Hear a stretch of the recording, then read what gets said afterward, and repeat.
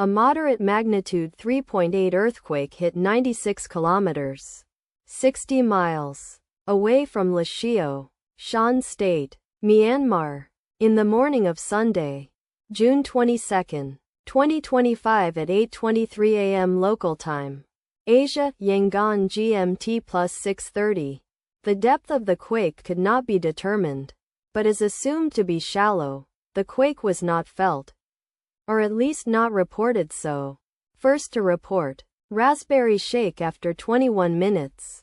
The earthquake occurred 12 weeks after a magnitude 4.2 earthquake had hit on Tuesday, April 1, 2025, at 12:44 a.m. local time.